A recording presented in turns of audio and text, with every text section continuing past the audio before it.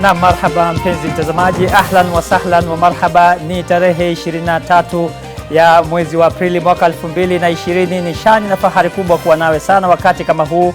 Waswahili wanasema Mungu akikupa kilema anakupa na mwendo wake. Kwa sasa hivi taifa lipo kwenye mapambano makali dhidi ya COVID-19. Lakini katika siku za hivi karibuni inavyoonekana ni kwamba visa vya maambukizi vimeanza kuelekea katika kaunti ya Mombasa, na kama unavyoona mtazamaji, sasa Mombasa ipo kwenye mapambano ya aina yake. Japo virusi vinaonekana kuenea kwa kasi, lakini mapambano yanaonekana kutoka katika viongozi wa kaunti hiyo vile vile ni mapambano makubwa. Leo tutakuwa tunakuletea makala maalum yatakayotupia jicho mapambano ya kaunti ya Mombasa katika kujaribu kukabili virusi vya COVID-19. Tutakuwa na county governor wa county 001 Hassan Joho, atakuwa amekalia kiti bila shaka, na tutakuwa tunazungumza naye mubashara kabisa mpenzi mtazamaji.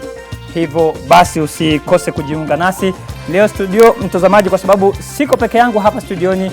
Bila shaka tuko wawili, kwa sababu matangazo yetu bila shaka yanakujia kwa njia ya kipekee na ya aina yake. Kwa upande wa pili wa studio ni naye mwenzangu Kaltun Jama, ambaye atakuwa anatupia jicho masuala mapana na taarifa kuu za kitaifa. Kaltun, kuna nini upande huu? Bila shaka mtazamaji, karibu katika taarifa za NTV Jioni. Tumekuandalia mengi na mengine katika meza ya NTV Jioni, lakini kwa sasa tupate vidokezo vya siku. There was an individual who was being tracked and he ended up in Bureti, detained. This individual was confirmed is one of the people who ran away from MTC Nairobi. Baadhi ya vijana waliotoroka karantini na kutumia ujanja kutoka Nairobi hadi mashinani wanaswa. We have 17 persons who have tested positive for coronavirus disease. This therefore brings the total of confirmed cases in the country to 320 cases. From all the 17 are Kenyans, 12 from Mombasa, 5 from Nairobi. Msambao wa virusi vya corona hapa nchini wafika watu 320, huko Mombasa ikiongoza kwa siku ya 3 mfululizo. We still want to send our heartfelt condolences to the families, friends and relatives of these departed souls. Na serikali yasitisha harakati za kutafuta watu 17 wasiojulikana waliko baada ya mkasa wa Chesogon. Chukua mbao za baba na nikatengene. Kijana wa darasa la 3 aibuka na uweledi wa kipekee kubuni mtambo wa kunawia mikono kijijini kaunti ya Bungoma.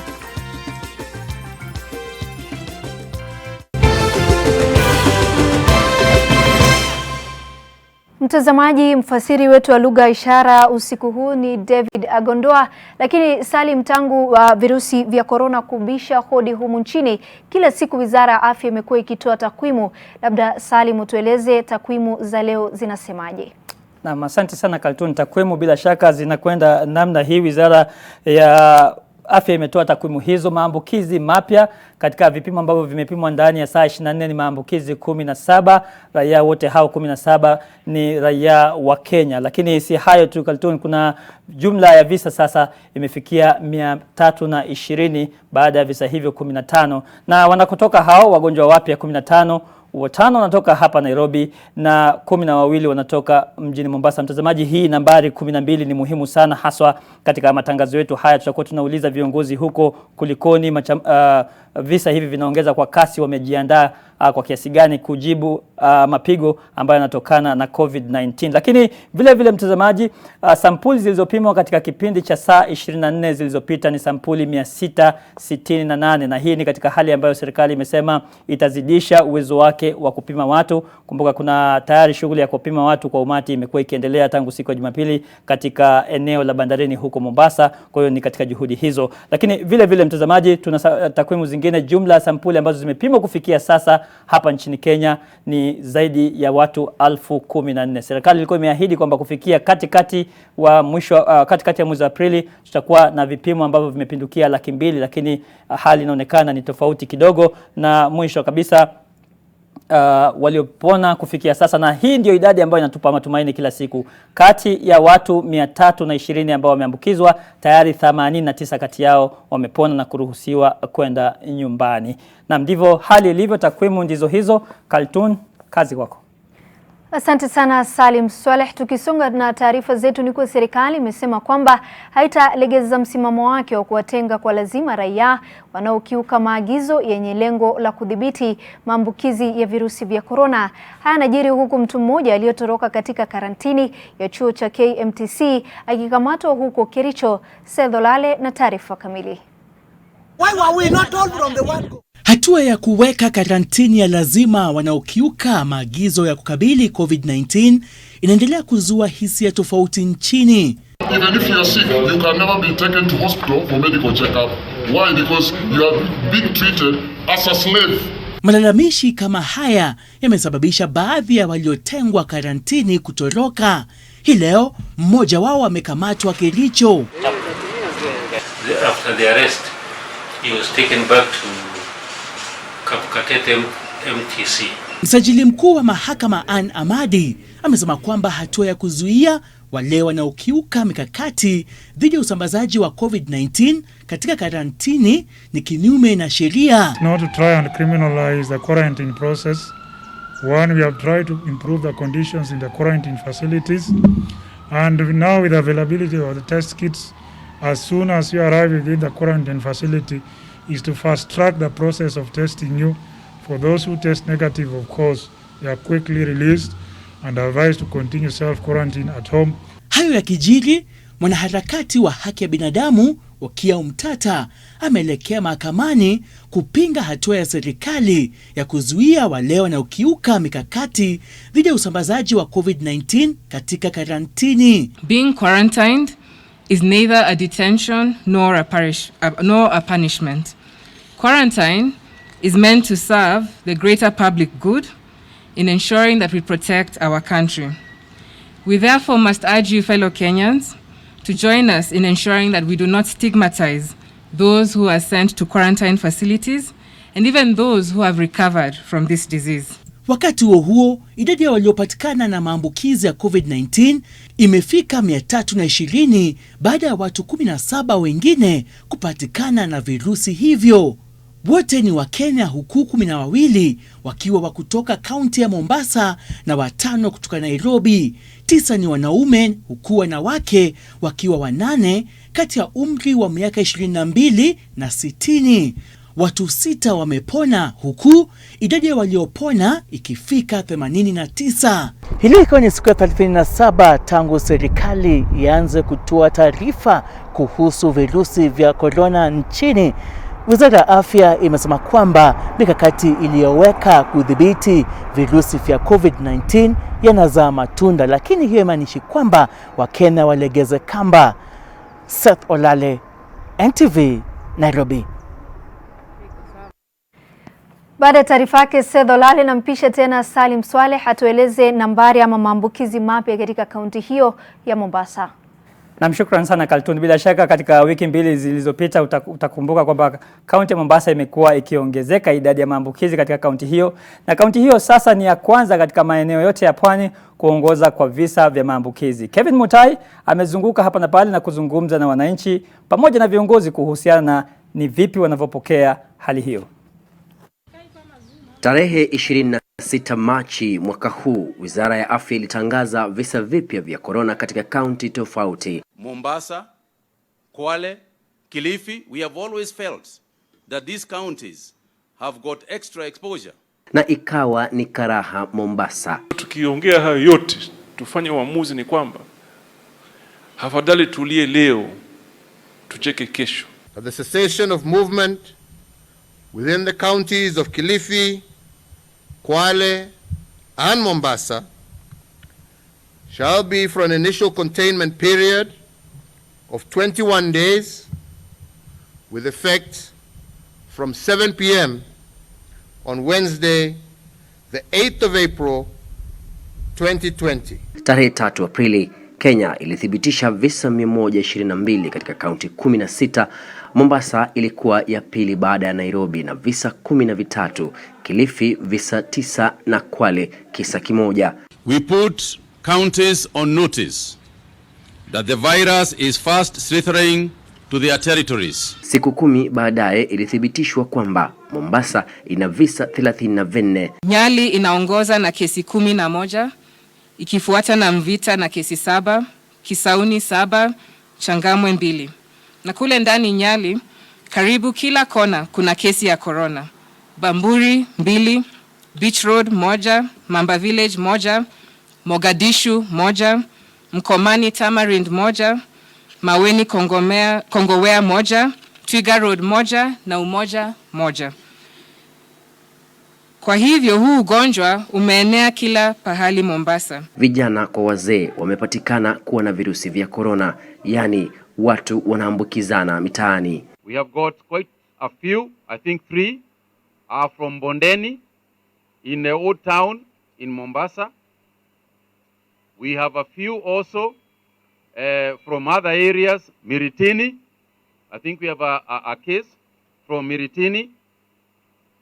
And a couple of other areas within Mombasa town itself.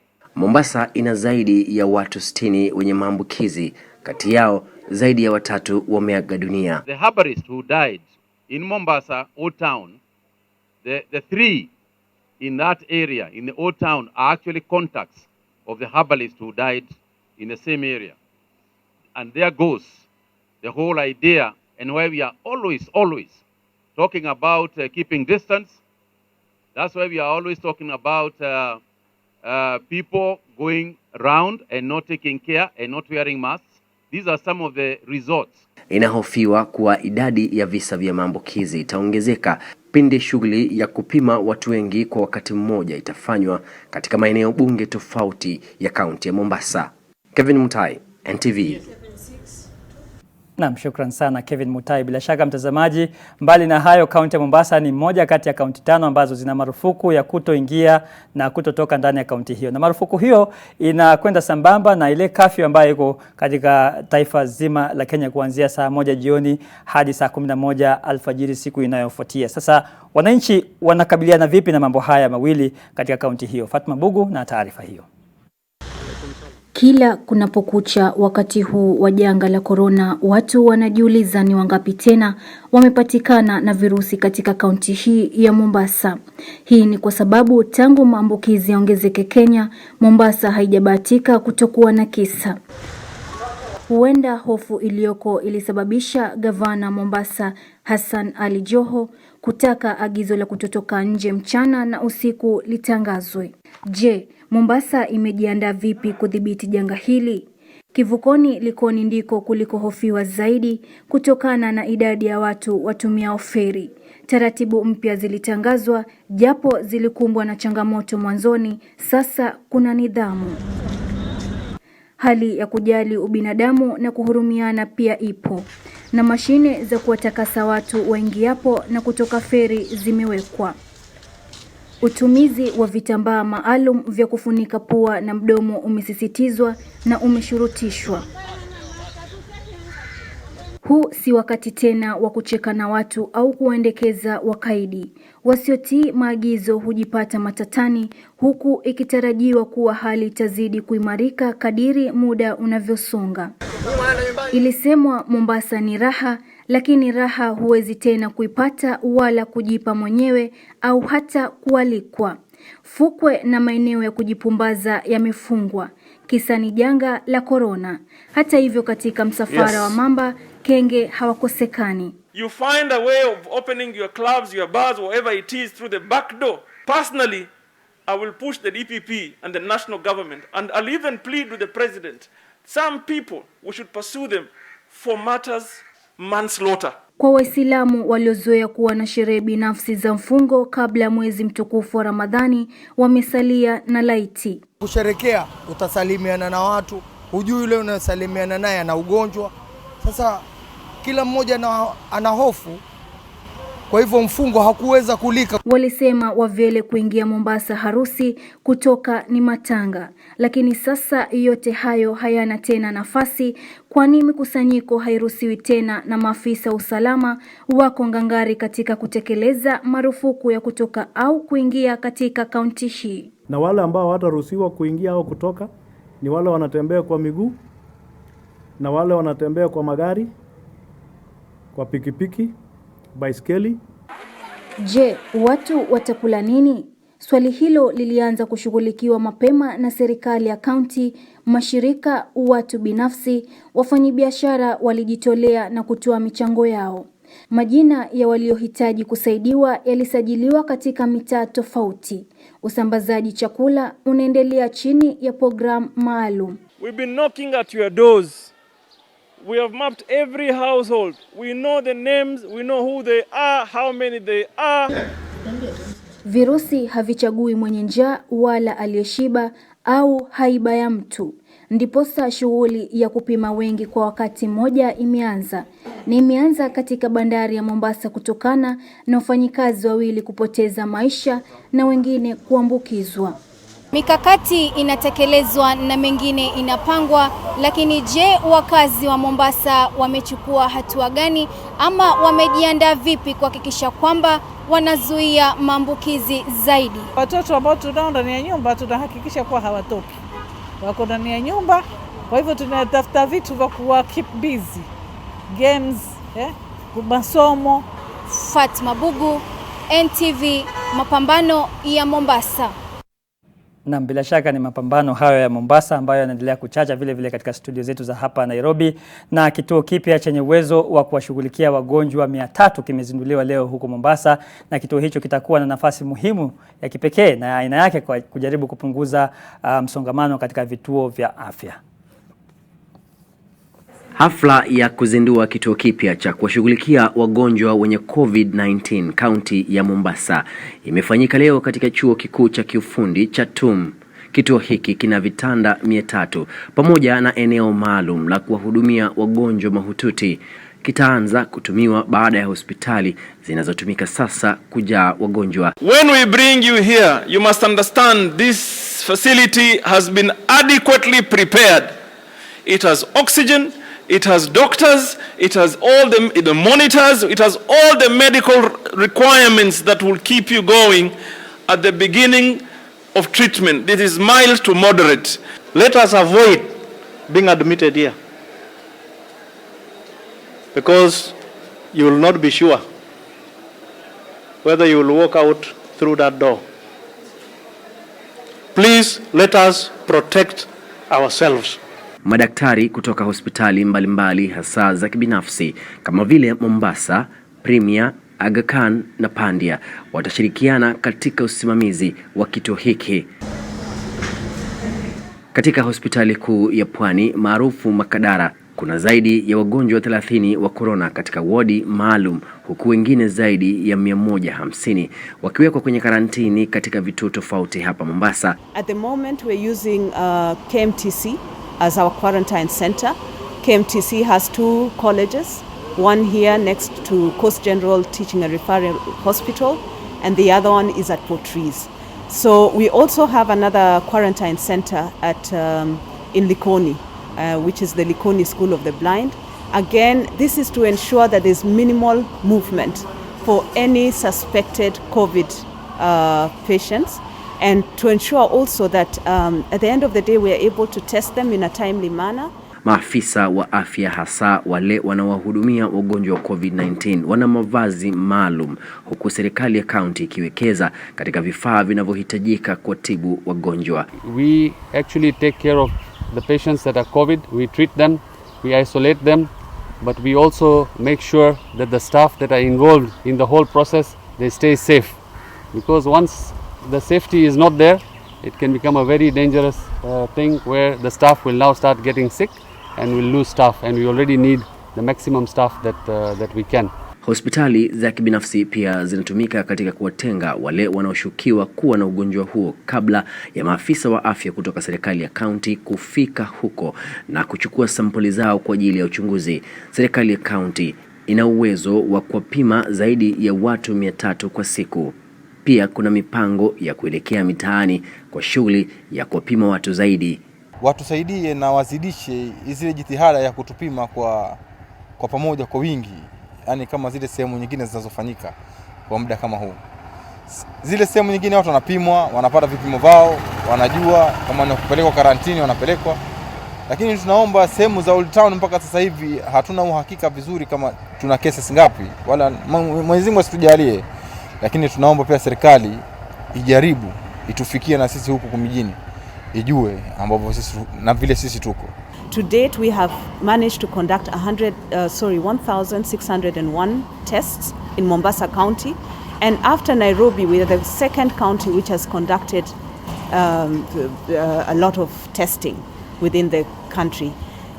Mass testing is really good because it means that the surveillance team is on alert and is able to pick up cases in a timely manner.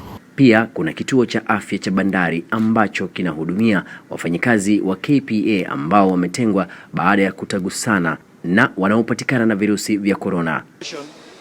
Vifaa vya kupumulia kwa wale watakaokuwa mahututi vimewekwa katika baadhi ya vituo vya kaunti. Kulikuwa na baadhi ya watu hapa Mombasa ambao wamekuwa kwenye karantini, lakini wameruhusiwa kwenda nyumbani baada ya maafisa wa afya kubaini kwamba hawana tena virusi vya corona.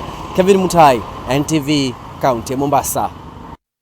Naam, shukran sana Kevin Mutai. Mtazamaji, hapa Nairobi wengi wananifahamu kama Salim Swaleh 001.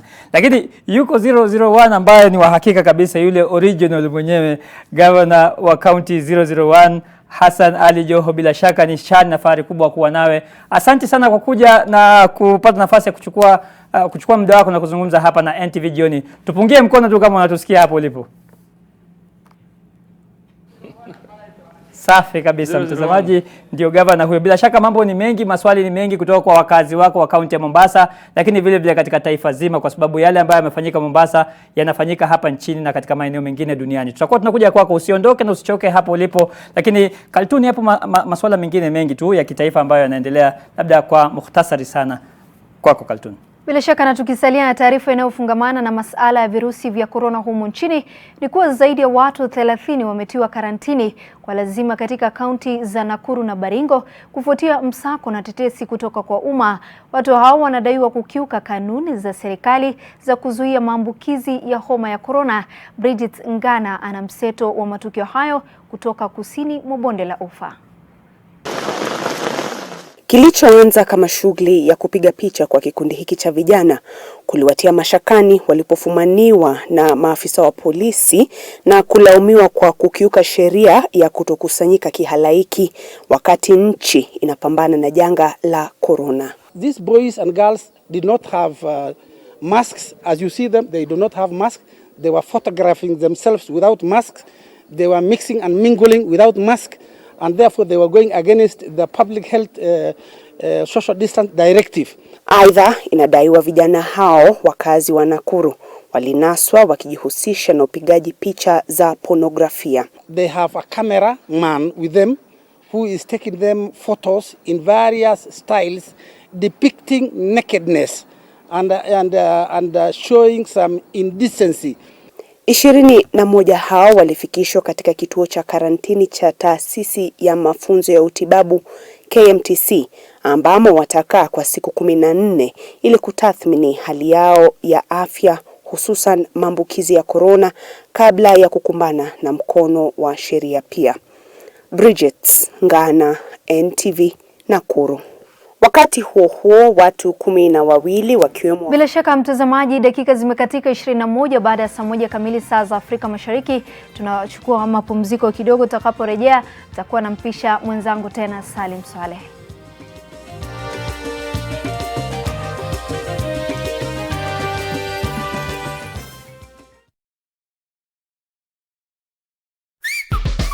Oya ni aje, mimi ndo Jonte Fresh. Mimi ndio nimetambulika hii Gikomba yote sekta ya manguo. Jumi transform nguo ordinary za mtush zenye ziuka mna hii harufu ya bail into the freshest igikosi yote. Siri ni hii real mpya ya pink.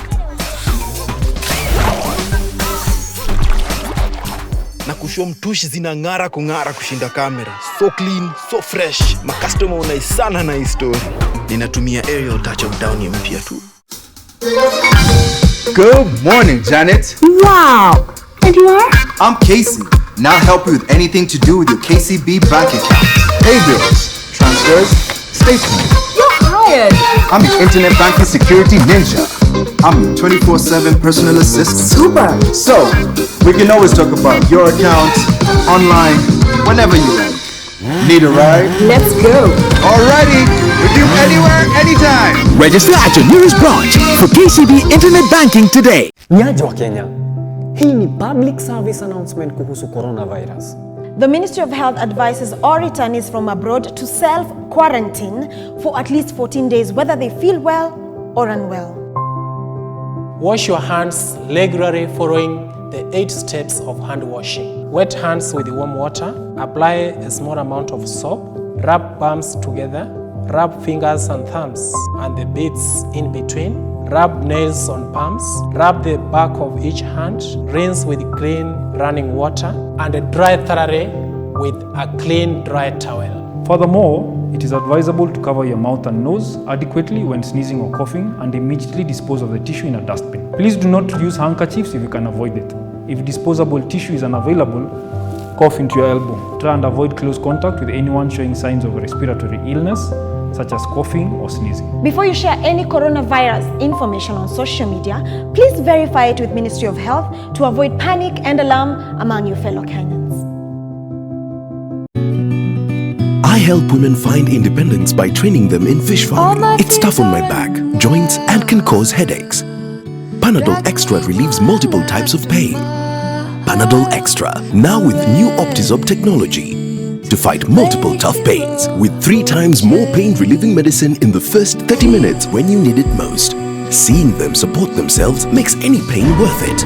If symptoms persist, seek medical advice. Dettol's main objective is to help children protect themselves from diseases. Do you know how we get illnesses like diarrhea, cough, and cold? No! They are spread through germs on your hands. Your hands collect germs that causes diseases. You pick up germs from any surface, like when you don't wash your hands after going to the toilet, while playing. And then you can get sick because of germs.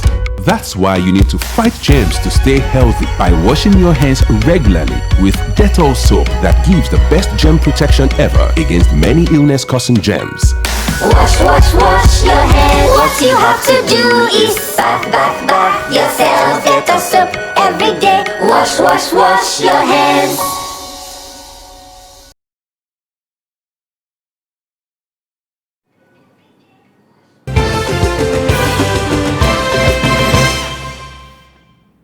Naam, karibu mtazamaji kwenye makala maalum ya NTV Jioni, mapambano ya Mombasa, moja kwa moja na kupeleka katika kaunti 001 kaunti ya Mombasa. Gavana Hassan Joho, asante sana tena kwa kuwa nasi jioni hii. Na bila shaka ni kipindi kigumu sio tu kwa kaunti ya Mombasa lakini kitaifa na kimataifa. Nyinyi kama viongozi na wakazi wa kaunti ya Mombasa, hali hii mmeipokea vipi na mnaizungumziaje? Kwanza nashukuru kwa kunialika katika kipindi chako ama habari ya. Thanks for having me. Karibu sana. Mimi nataka niseme kwamba corona ama COVID-19 si mambo ya kuwa ni kiongozi anaweza kufanya nini ama mwananchi anaweza kufanya nini. Hili ni janga ambalo tunaweza kuliepuka wakati tutaamini katika roho zetu na akili zetu kwamba sisi wote tuna majukumu pamoja ya kuweza kupigana na janga hili la corona. Mtu asifikirie kimawazo hata ya uchache kwamba there is possibilities kwamba mtu anaweza ama kiongozi wake anaweza kupigana na corona. Kiongozi wake anaweza kujaribu kuleta mahitaji ambayo yatakuwezesha kuokoa maisha yako, lakini responsibility ama jukumu makubwa zaidi ni kila mtu ako naye kibinafsi. Ndio mawazo yangu ni kwamba nasema tukubali kwamba kila mtu ako na majukumu na kila mtu bebe majukumu ya kupigana na COVID-19. Hapo tutafanikiwa. Gavana, bila shaka Mombasa ni kitovu cha utalii na tumeona sekta hiyo ikiathiriwa pakubwa katika kipindi cha siku 40 zilizopita tangu kisa cha kwanza kuripotiwa hapa nchini. Baadhi ya hoteli zimefunga shughuli zake, watu wamepoteza kazi. Kama kaunti unafanya nini labda kuwasaidia wadau hasa vijana ambao wamekuwa wakitegemea sekta hiyo kama kitega uchumi? Kwanza nataka nikueleze, sijawahi kusikia sekta yoyote katika dunia ambayo haikuathirika na COVID-19. Let us begin the conversation from that point. Tuko katika mtihani ambaye haujawahi kuonekana kwa huu muhula wetu sisi ama maisha generation yetu. A pandemic that is as big as this one, the last one ilikuwa miaka 100 iliyopita. So wazi kutakuwa na challenges mingi sana. Ndio maana sisi tunasema kama serikali hapa ya county na ya kitaifa iko haja ya kuweka mipango kabambe ya kitu ambayo kama sisi we're developing our economic stimulus program ambayo tunataka iende sambamba. Tunaangalia vile hali zilivyo, na wakati tukifika kwamba Mungu ametujalia na ametusaidia, corona tumeanza kuishukisha ile curve ama flattening the curve, then there are programs that we want to roll out. Support our SMEs, tuangalie what tax vacations tunaweza kupatia watu wetu wafanye biashara, what it is that tunaweza kuwa negotiatea even with national government wapate incentives za kuweza kufanya biashara. Lakini sasa hivi hakuna njia, sisi wote tutaumia kwa njia moja ama nyingine. So Waswahili tunasema tujipange tu. No, we have to get organized. Tujipange, tuangalie tutaokoa maisha yetu vipi sasa na maisha ya Wakenya wengi sasa, ili tuweze kuzungumzia hali ya kurudisha uchumi kwa njia ambayo ilikuwa pale awali ama tutakavyokuwa, to even make it better. Gavana, naona kulikuwa na changamoto nyingi katika siku za awali, swala la feri mkalitatua, tunaona sasa kuna feri nyingine mpya, kukawa na masuala ya chakula mkafanikiwa kuweza kutatua. Naona baadhi ya vituo mmeanza kuvitengeneza, vituo vya kuwatenga wagonjwa kama visa vitapanda. Kwa sasa labda unaweza ukasema changamoto kubwa zaidi ambalo unakabiliana nalo kama gavana ni nini? Changamoto kubwa ni mwananchi. Mwananchi anafaa elewe kwamba 90% ya majukumu yako kwake. You can avoid going into the hospital.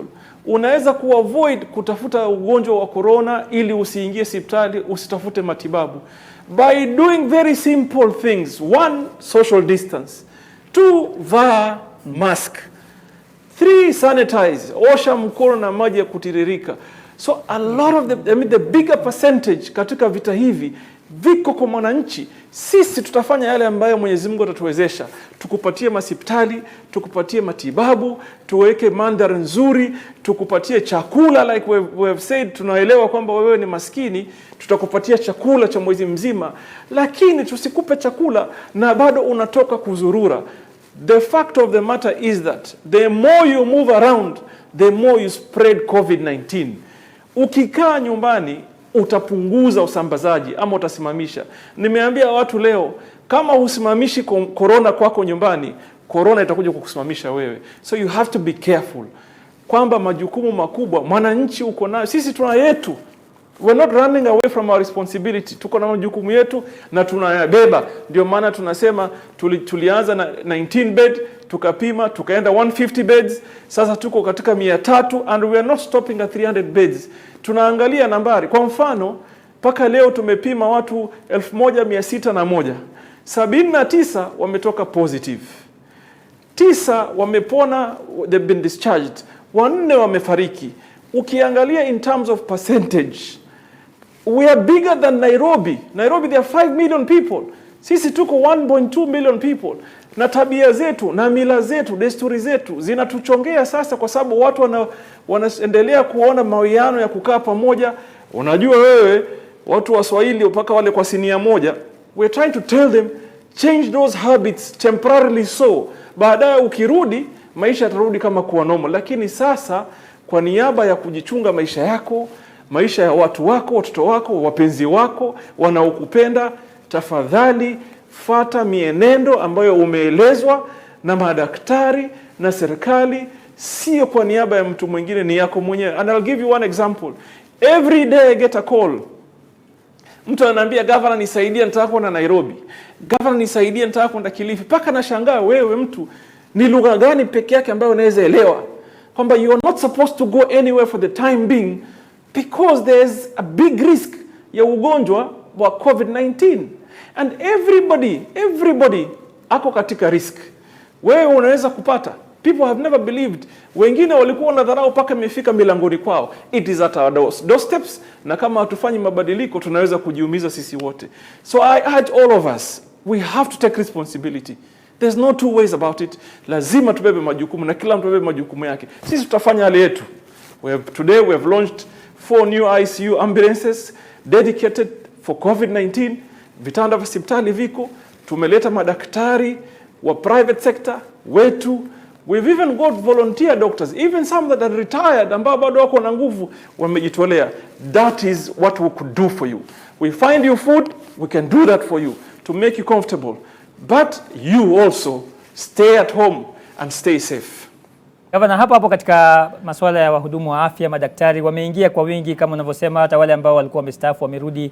Labda maslahi yao hasa hapa ni ule usalama wao wa kiafya. Zile PPEs mmejipanga vipi? Unajua mimi, my position is very simple. I've said as county governments we have a challenge to get PPEs, sometimes even reagents ya kufanya test kits. So what we are saying is we all are looking, national government, we are pushing them to find whatever they can tulete. Sisi yenyewe tutatafuta na tunaendelea kutafuta tulete ili watu wetu. Let me tell you the greatest challenge. Namba zikizidi, Mungu ajalie zisizidi. Ndio. The way I've seen the clinicians vile wamepanga hayo mipango is that you work as a doctor or a nurse or whatever it is, you work for a certain period of time. Halafu hata wewe unaingia quarantine. So we don't want to get to a position ambaye tuko overwhelmed manambari ya daktari kwamba hawatoshi, kwa sababu wao pia ni binadamu na wao pia lazima wawe safe. In fact, if anything, wao ndio wamejitolea mhanga to put their lives at risk. Wao ndio frontliners wetu. Mimi sijaingia katika ward ya COVID-19 ambaye yuko patient positive, sijawahi ingia, but our doctors go in there. Our nurses, our clinicians are always in there looking after those patients. So wakati wewe unaikimbia COVID, wao wanaifuata kusaidia watu. So also let's be, whatever we do, tuangalie maslahi yao kwamba wasije wao pia wakawa katika hatari, because we have tested katika 1,600 and something, we have tested almost 150 clinicians.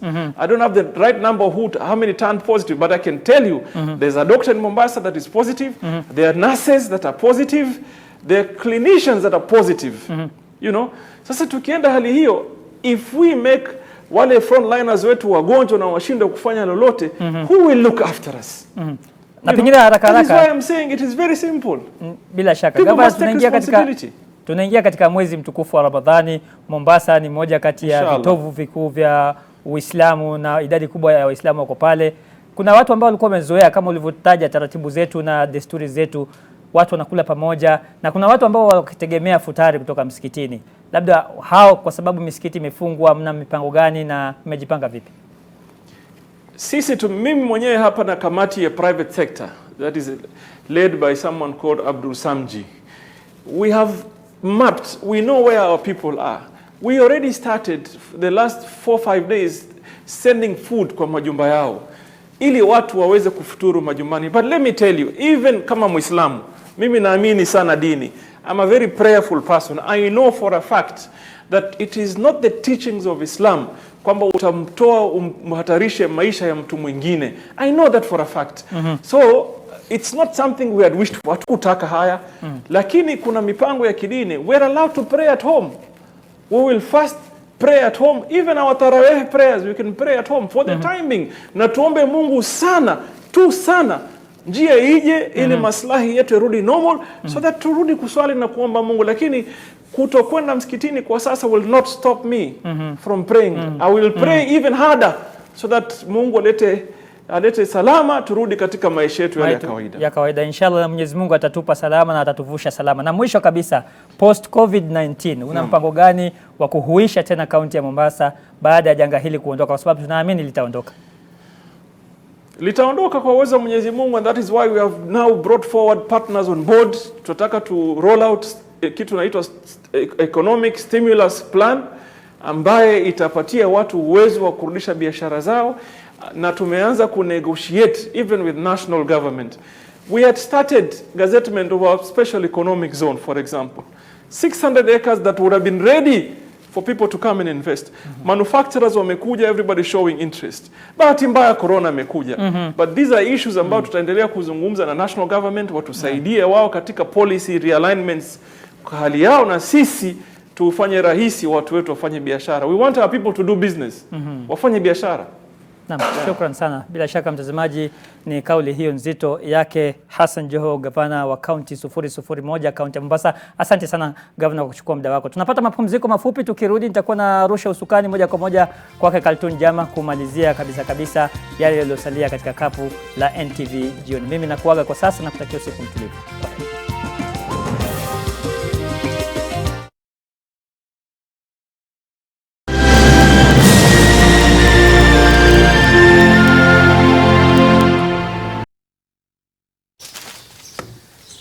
Melissa?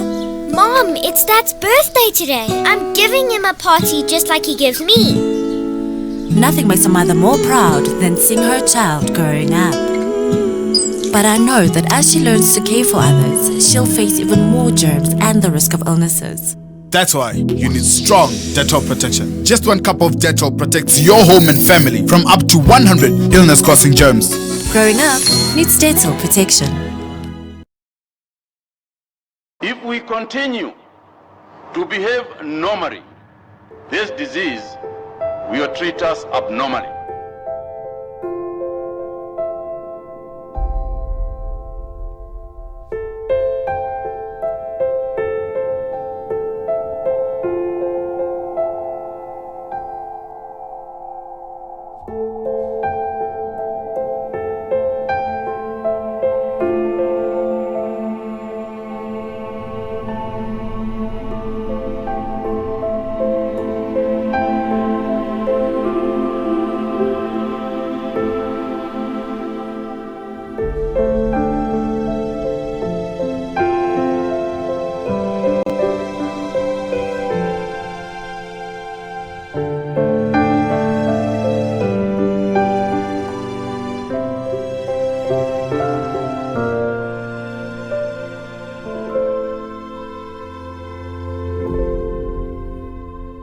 Je, maumivu ya kichwa na kukosesha amani? Kaluma Strong hutuliza maumivu ya kichwa, maumivu ya mwili na hata huondoa joto jingi mwilini. Kaluma Strong ina aspirin kama kiungo. Maumivu yakizidi, muone daktari. When I'm on nights so restless, which makes my days worthless, I need to recharge energy with Always. Don't miss out on a second of sleep. Now with its 60% larger back, unlike other pads, get comfortable protection all night long. Long days, I'm fearless. Here comes the boss lady, multitasking flawless. My kids will get the best. I'm a boss lady. Always starts now with 50 shillings. Stay happy always. Mama, how can we stop coronavirus? We can fight its spread by washing hands with soap, like a geisha bar. Stay strong and go so far. Be strong and last long. Like geisha. Each year, farmers can usually count on 2 rainy seasons. But with climate change, rain has become capricious. Jua imewaka, hatujui kama tutavuna. APA has developed a solution for small farmers weakened by the uncertainties of the climate. If a farmer has a lower yield than 80%, be given the difference between whatever they have achieved and up to 80%. Struck by drought, breeders struggle to find forage for their livestock. Here again, APA Insurance seeks to offer an alternative in the form of an index-based livestock insurance.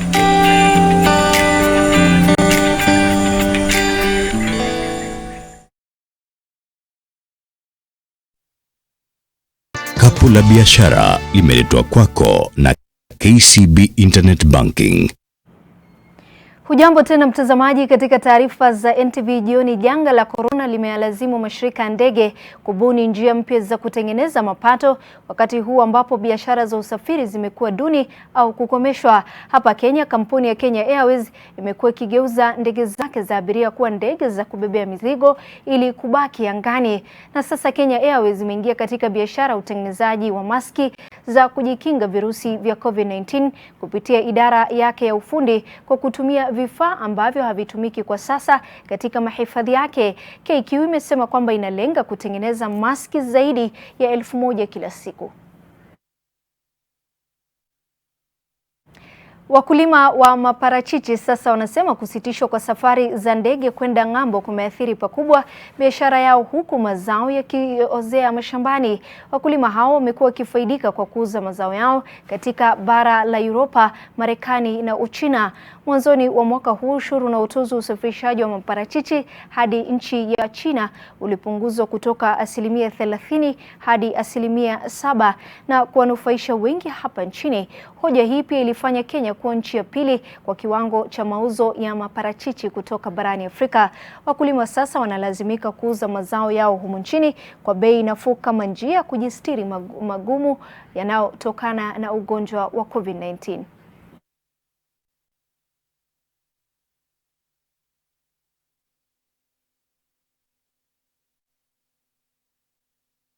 Kapu la biashara limeletwa kwako na KCB Internet Banking. We can always talk about your account, online, whenever you like. Register at your nearest branch for KCB Internet Banking today. Na mtazamaji, sasa tukiangazia taarifa ya kufurahisha au ya kutia moyo, kwa mvulana wa darasa la 3 kutoka kaunti ya Bungoma amebuni mtambo wa kunawa mikono. Stephen wa Mukota kutoka wadi ya Siboti eneo bunge la Bumula, kwa kushirikiana na babake mzazi, wametengeneza mitambo spesheli ambao hauhitaji kuguswa kama mfereji ya kawaida ili kutoa maji na viyeuzi. Mtambo huo unagharimu shilingi 3,000 na umekuwa gumzo kaunti nzima. Katika wadi ya Siboti eneo bunge la Bumula kaunti ya Bungoma, Stephen wa Mukota, mwanafunzi wa darasa la 3 mwenye umri wa miaka 9 katika shule ya msingi ya Mkwa, amebuni mtambo huu wa kunawa mikono. Kulingana na wazazi wa Stephen, mwana wao si mgeni katika masuala ya uvumbuzi na kujaribu mambo mapya. Nichukua mbao za baba na nikatengeneza na nikafika pale nikashinda na baba akanisaidia tukamaliza. Tulikuwa tumekaa na yeye tukiwatch TV. Kisha akawa ananiuliza kwamba baba, mbona tusitengenezee kitu yetu yenye tunaweza kuwa tunatumia kunawa mikono ambayo yesi kakuswa na mkono na miguu.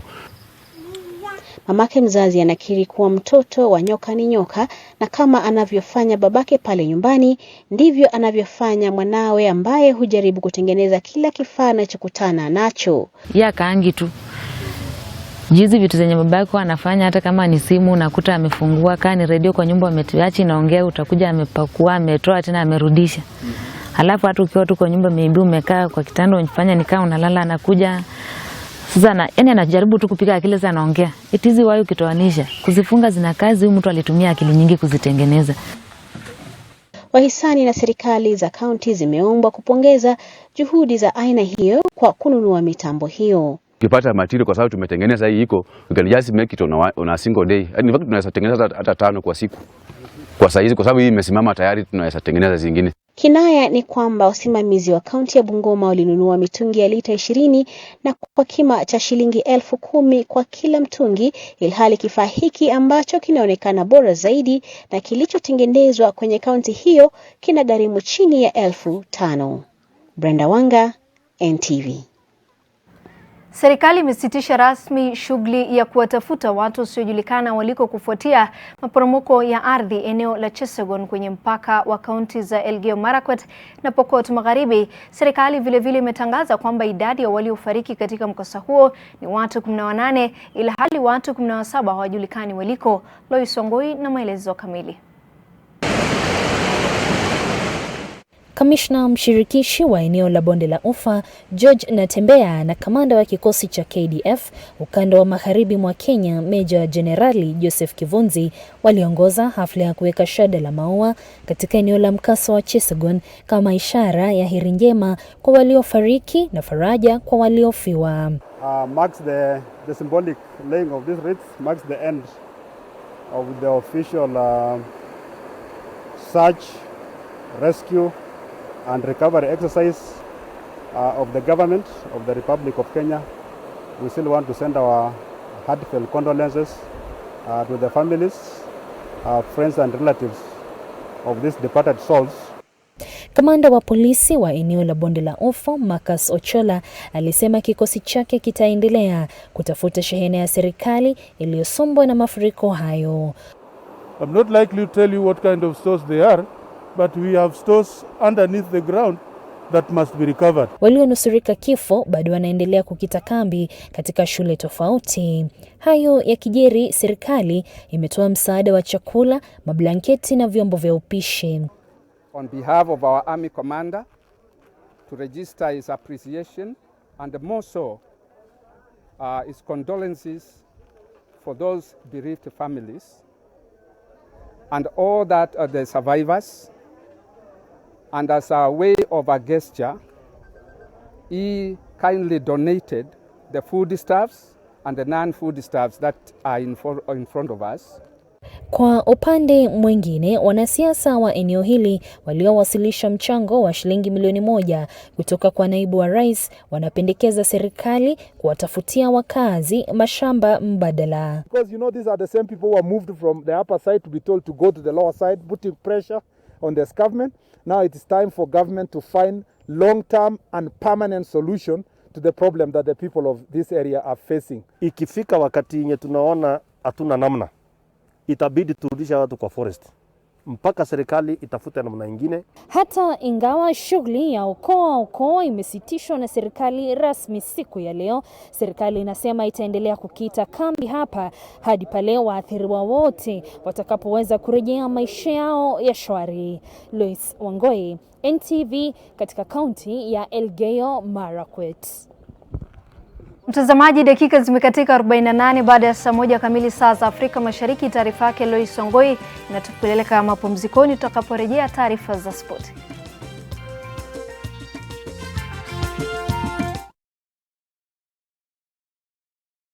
Disinfect and protect your home with Jick. Jick kills 99.9% of illness-causing germs. Disinfect floors, kitchen and bathroom surfaces, and wash white clothes, towels, and dishcloths with Jick bleach. Just Jick it. Selena! Toto, where's mommy? Today's a toilet day. What? Oh.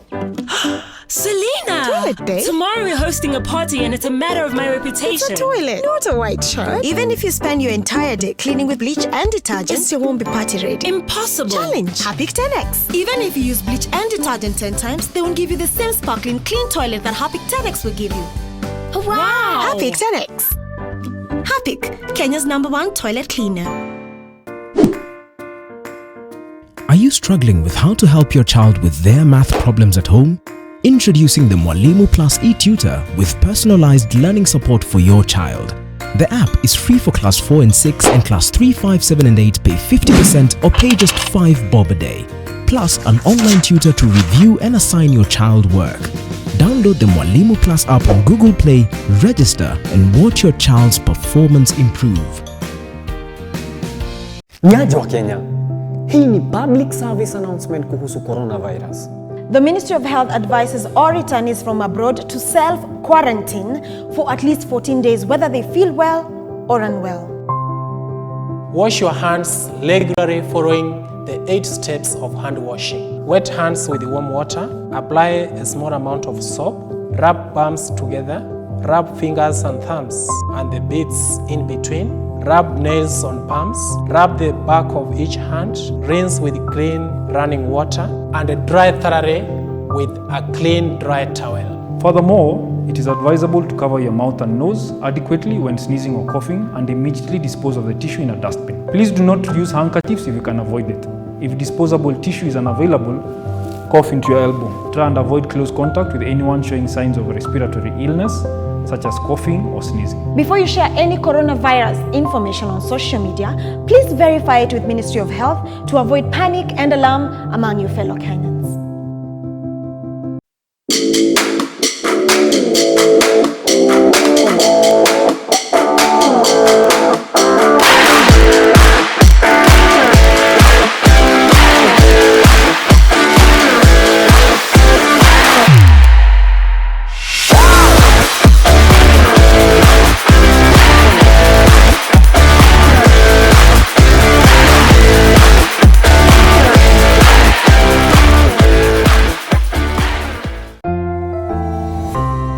The risk of illness-causing germs is increasing. It is believed that the coronavirus can remain on surfaces in your home for up to 9 days. Touching infected surfaces is one of the ways in which germs spread. Regularly disinfect your floors, countertops, and kitchen surfaces with bleach, and use an effective toilet cleaner inside and outside your toilet bowl. This message is brought to you by Medifacts, JIC, and Harpic. Mama, how can we stop coronavirus? We can fight its spread by washing hands with soap, like a geisha bar. Stay strong and go so far. Be strong and last long. Like geisha.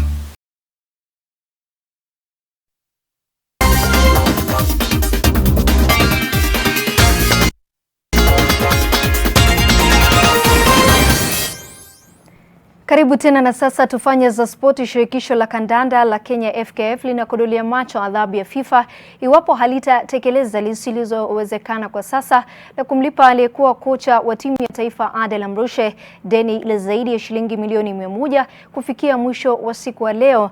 Amrushe aliteuliwa kocha wa Harambee Stars kabla ya kupigwa kalamu kiolela katika enzi aliyekuwa rais wa FKF Sam Nyamoya. Raia huyo wa Algeria aliwasilisha malalamishi yake kwa mahakama ya kimataifa ya usuluhishi wa mizozo michezoni na kuibuka ushindi kwa kuachishwa kazi kiholela. Makataa ya kulipa deni hilo yanafika hatma leo Aprili 23, ilhali waziri wa michezo Amina Mohamed tayari ameapa kuwa serikali haitokubali kugharamia dhambi za shirikisho la FKF.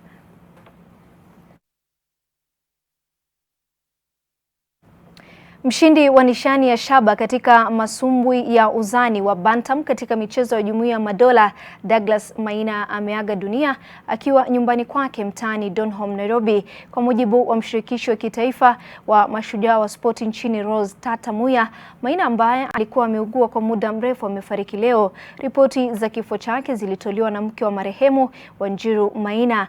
Maina alishinda nishani ya shaba katika michezo Afrika mwaka 1978 jijini Algiers na ile ya Jumuiya ya Madola jijini Edmond katika ndondi za uzani wa bantam. Maina alikuwa mmoja wa mabondia wa kikosi cha Heat Squad kilichoshinda dhahabu 2, fedha 2 na shaba 3 jijini Edmonton.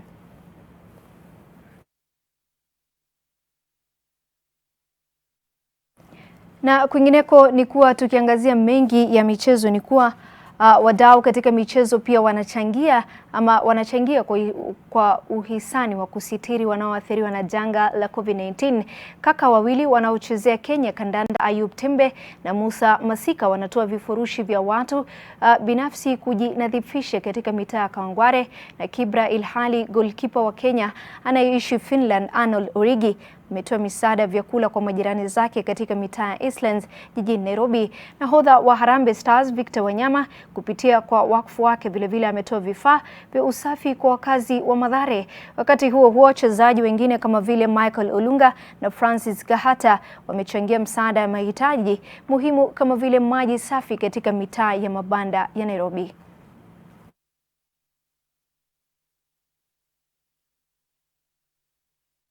Janga la COVID-19 limebadilisha maisha ya wachezaji na wadau tofauti michezoni, hususan mashabiki kote duniani, ikizingatiwa kuwa michezo mingi imeahirishwa au kufutiliwa mbali kabisa.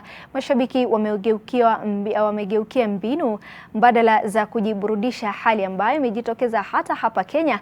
Tulizungumza na baadhi ya mashabiki wa michezo hapa Kenya na hizi ndizo baadhi tu ya kauli yao.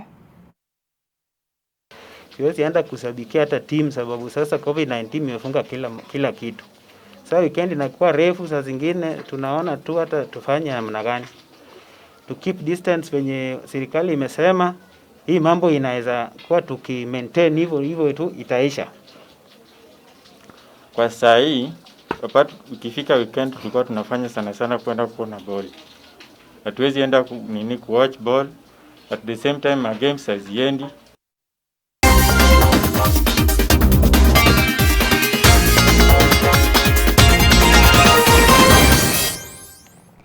Na tukitamatisha taarifa za NTV jioni ni kuwa kwa mara ya pili leo nyumba na mazingira ya kituo cha karantini cha Kenya School of Government kimepulizwa dawa baada ya kundi la mwisho la watu waliokuwa karantini kuruhusiwa kwenda nyumbani hapo jana baada ya kupatikana kuwa hawana virusi vya corona. Kituo hicho kilikuwa na watu 140 waliokuwa karantini kwa muda wa siku 28. Hali Magongo alifuatilia shughuli hiyo na kuandaa taarifa ifuatayo. Ni maandalizi ya shughuli ya kupuliza dawa kwenye jengo hili la Kenya School of Government. Leo ni siku ya pili dawa inapulizwa kwenye kituo hiki cha karantini ambacho kwa sasa hakuna yeyote. Daktari Philip Tendeta alikuwa msimamizi wa kituo hiki tangu watu 140 kuletwa hapa walipowasili nchini kutoka ng'ambo. Dawa ilianza kupulizwa nje ambako watu waliokuwa karantini walikuwa wanakaa na kutembea. Most of the times the guests were allowed to walk around the big space around, walk into the field. There's a big football field there, they could walk around, take walks. Visa 4 vya walioambukizwa corona vilitangazwa kwenye kituo hiki. 4 hao walipelekwa katika hospitali mbalimbali hapa jijini kwa matibabu na 2 wamepona. Maafisa wa afya waliokuwa wanawashughulikia pia walipimwa na kupatikana bila virusi. Vyumba vya waliokuwa wameambukizwa corona vilikuwa vimewekwa alama na bidhaa zote walizokuwa nazo kufungiwa. Before we hand it back to the Kenya School of Government and allow for for the good use of the public again, we want to make sure that it is well disinfected. We will not have any more risks to any other persons who will come here. Wapulizaji hawa walikuwa wanahakikisha dawa hiyo inafikia kila upande wa chumba na kila kitu kilichomo humo. Gari la kupuliza moshi wa dawa pia lilitumika. Maafisa wa afya ya umma ndio waliokuwa wanaifanya kazi hii. Hata hivyo, visa vya utovu wa adabu viliripotiwa kwenye kituo hiki, jambo lililopelekea waziri wa afya kuongezea muda wa kukaa karantini waliokuwa hapa. Watu 4 walikamatwa kwa kosa hilo la utovu wa nidhamu na kukosa kufuata masharti waliopewa. Some of the guests managed to sneak in with their alcohol and were really misbehaving after using it. The police came in, helped us, and we restored the discipline. Maafisa hao wamewataka Wakenya kuendelea kufuata maagizo yaliyotolewa kwa manufaa yao wenyewe. Ama kweli maafisa wa afya wanastahili kupongezwa zaidi ya makofi tunawapigia kila siku. Hazijaisha hata dakika 2 tangu kuvaa vazi hili na dhiki inayokumbana nayo haielezeki, na ndio maana maafisa hao wanasisitiza kuwa watu wafuate masharti ili pamoja tuishinde corona. Hali Magongo, NTV, Nairobi. Taarifa yake ya Hali Magongo inatamatisha taarifa za NTV jioni. Asante kwa wale wote wamefanikisha taarifa hizi za NTV. Mimi ni Kaltun Jama, alamsiki, lakini kabla ya hapo mkalimani wetu wa lugha ya ishara usiku huu alikuwa ni David Agondoa.